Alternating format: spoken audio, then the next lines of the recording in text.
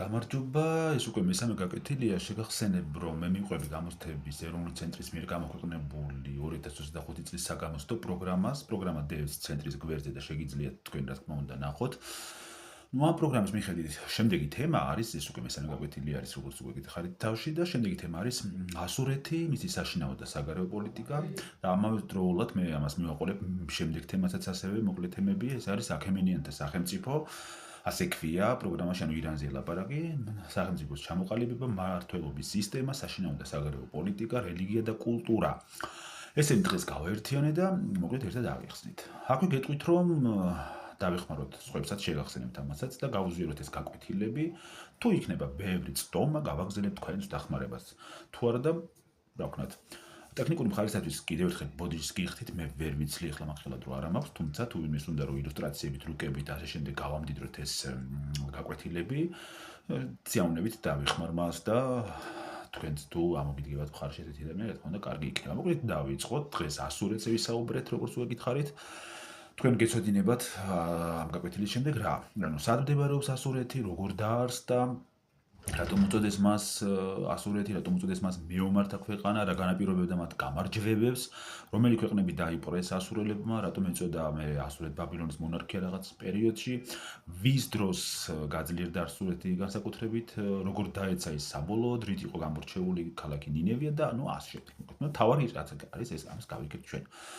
ხა გავყვეთ ამ ნაწილს, ესე იგი ქრისტეს შობამდე მესამე წლების მეორე ნახევარში მდინარე ტიგროსის, ვიცნობთ უკვე ჩვენ ამ მდინარეს შუა მდინარეთიდან, ტიგროსის შუაწელი დაიყავეს სემიტური ტომებმა, ახალი მოსულები იყვნენ ისინი აქედან. ახაშენეს მდინარე ტიგროსის ქალაქი ასური, იგივე აშური, მალე ის გახდა ახალი სახელმწიფოს ცენტრი და ამიტომ ძველმა ბერძნებმა ამ სახელიდან გამომდინარე ასურეთი უწოდეს, შეიძლება აშური, ასური ესე შეხვდეთ ხოლმე იმ დროინდელი წინა აზიის თითქმის ყველა სახელმწიფო ასურელთა მიერ დაპყრობილი, დალაშქრული ან დახარგული იყო და ამიტომ მას ჰქონდა სახელი მეომართა ქვეყანა, თუ რატომ ეწოდა მეომართა ქვეყანა, ამას გავეცეთ ახლა პასუხი. ქრისტეს შობამდე პირველ ათასწლეულში ასურელთა მეფეების წარმატებებს განაპირობებდა სამხედრო ძალების განსაკუთრებული ორგანიზაცია და შეიარაღება და ეს თუ რა განაპირობებდა მათ გამარჯვებას მეთქი, როდესაც დავსვი შეკითხვა. ჯარში ამავდროულად იყო მკაცრი დისციპლინა და რკინით აღჭურვილი მეომრები ყავდათ, გახსოვთ თქვენ ჰიქსოსებიდან, ეგვიპტიდან ისინიც რკინით აღჭურვილები იყვნენ ეგვიპტეში რო შევიდნენ. რა მოკლედ რკინა იყო მაშინდელი ატომური ბომბი, თორე ახლა დღეს რკინა რა გასაკვირი არის. მათ დაიპყრეს სირია, ფინიკია, ისრაელი, ბაბილონი და ბაბილონის შემდეგ შექმნეს, ბაბილონი რო დაიპყრეს, შექმნეს ასურეთ-ბაბილონის მონარქია და ჩვენ ბაბილონშიც ნაწილობრივ გავშევეხეთ ამ თემას. ამ ასურეთ-ბაბილონის მეთაური იყო რა თქმა უნდა მონარქი. ქრისტეს შობამდე მერვე საუკუნის ბოლოს გამოჩნდა სარგონ მეორე, რომელიც ასევე გამორჩეული მეფე შეიძლება მოიხსენიოთ აქ. მან 24,000-ზე მეტი ებრაელი გადაასახლა ასურეთში და დაიმორჩილა კიდევ ერთხელ ბაბილონი. თუმცა იყო ხოლმე რა თქმა უნდა დამარცხებებიც მათ ცხოვრებაში და ერთ-ერთი სერიოზული დაარტყმა ასურეთს მიაყენა მის მეზობლად გაძლიერებულმა ურარტუს სახელმწიფომ და მიწების წართვა და მოკლედ დაასუსტა, როგორც უკვე გითხარით. შემდეგ ძლიერება მისი უკავშირდება ამავდროულად კიდევ ერთ მეფეს, ეს იყო ასურბანიფალი. ასურბანიფალმა დედაქალაქი აშურიდან ნინევიაში გადაიდან, ესე იგი ეს უკვე მეორე ქალაქი არის და ასევე ჩვენ დავშით შეკითხვა, რით იყო კიდევ ნინევია გამორჩეული მეთქი და ის იყო ულამაზესი ქალაქი და მსოფლიოში პირველი ბიბლიოთეკა დაარსდა მას ასურბანიფალის ან ნინევიის ბიბლიოთეკის სახელითაც იცნობენ ხოლმე. ეს ბიბლიოთეკა, როდესაც არქეოლოგებმა აღმოაჩინეს 30,000-ზე მეტი თიხის წიგნი აღმოჩნდა აქ და თიხის წიგნი ბრჭყალებში შეიძლება გამოვიყენოთ, იმიტომ რომ თიხაზე იყო შესრულებული და ესე შეიძლება დავარქვათ ამ ყველაფერს თიხის წიგნი. ქრისტეს შობამდე მე-7 საუკუნის ბოლოში ასურეთის სახელმწიფო დამარცხდა და მისი ბზეც ჩაესვენა. ეხლა გადავდივართ აქემენიანებზე. ასურეთის იმპერიის განადგურების შემდეგ დაიწყო სპარსული ტომების ბატონობის ეპოქა ახლო აღმოსავლეთში. დინასტიის დაფუძნებელი აქემენი იყო, ამიტომაც დაერქვათ მათ აქემენიანები. თავიდან ის სპარსელი ტომების გაერთიანებას ხელმძღვანელობდა და მეფე არ იყო, შაჰი არ იყო, ასე რომ ვთქვათ. პირველი შაჰი, მისი შთამომავალი იყო კიროს მეორე, რომელიც ძველი წელთაღრიცხვის მე-6 საუკუნეში იყო. მან მიდიელები დაამარცხა და მალე შემოიერთა მიდიის უზარმაზარი სამეფო ტერიტორიებიც. შემდეგ უკვე გამორჩეული იყო კამბისეს მეორე, ესეც მე-6 საუკუნე არის ძველი წელთაღრიცხვაში და რა თქმა უნდა, ყველაზე მნიშვნელოვანი მეფე, რომელიც თქვენ აუცილებლად უნდა იცოდეთ, ეს იყო დარიოსი. დარიოს პირველი, რომელმაც შექმნა უზარმაზარი იმპერია ძველი წელთაღრიცხვის მე-6 საუკუნის ბოლოსა და მე-5 საუკუნის დასაწყისში მეფობდა ეს კაც პირველ ნახევარში. გამორჩეული არის მნიშვნელოვანი ადმინისტრაციული ფინანსური რეფორმებით, რომელიც მან ჩაატარა და შექმნა სახელმწიფო მმართველობის მყარი სისტემა.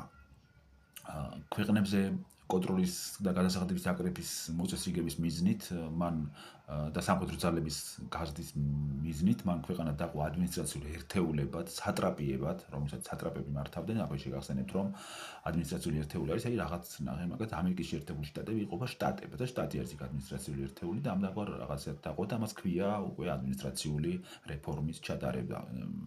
ადმინისტრაციული რეფორმას ეძახიან, როდესაც ქვეყანა დაიყო. მაგათ ფარნავაზზე როდესაც გადავალთ, ჩვენ დავინახავთ, რომ ფარნავაზმა სახელმწიფო დაყო საერისთავოებად. სამხედრო რეფორმები ჩაატარა და შექმნა კარგად გაწვრთნილი და იმ დროს სახელგანთქმული უკვდავთა გვარდია, უკვდავებს ეძახდნენ ხოლმე მათ. ჩაატარა ფურადი რეფორმას და მის დროს იმპერიაში გამოდიოდა ოქროს ფული, დარიგი ერქვა ამ ფულს და თვითონ იყო მასზე გამოსახული, ვერცხლის ფული, ასევე სინკლიკი, შედარებით დაბალი ნომინალური ღირებულების. ასევე შეცვალა დედაქალაქი, დაიწყო დედაქალაქის პერსეპოლისის მშენებლობა, ბერძნებმა უწოდეს მას პერსეპოლისი, პერსი, ანუ სპარსელების ქალაქი. ყველა კუთხიდან ჩამოიყვანა გამოჩენილი ყურადღმოძღვრები და ჩაატარა ასევე რელიგიური რეფორმაც, რომელიც მიხედვითაც ირანში მთავარ რელიგიად გადაიქცა მაზდეანობა, ანუ იგივე ცეცხლთაყვანისმცემლობა, იგივე ზოროასტრისაც ასეც ეძახიან ამ რელიგიას. თქვენ ალბათ შუშანიკის წამებაში შეხვდებოდათ აი ვარსქენი რომ მიიღებს მაზდეანობას, თუმცა ამ რელიგიას იღებს ის, თუმცა შუშანიკის პერიოდში აქემენიანები არ იყვნენ, უკვე სასანიანები იყვნენ. აქემენიანთა ირანში ლურსმული წერდნენ თავიდან, თუმცა შემდეგ გავრცელდა არამეული ენა და არამეული დამწერლობა.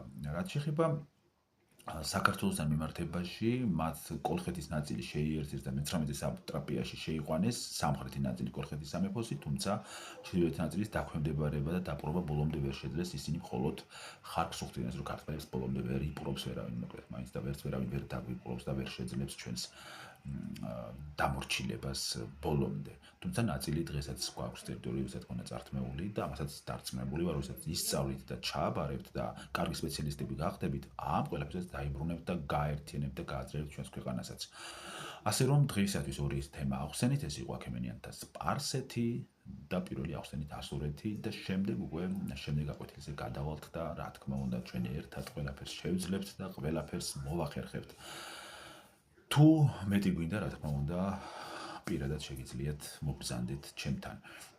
და ასევე დავიხმაროთ ამ ვიდეოებით სხვებსაც, მივაწოდოთ სხვებს, ვისაც სჭირდება ჩვენი დახმარება, წარმატებებს გისურვებთ ჩემო ძვირფასებო. კარგად იყავით.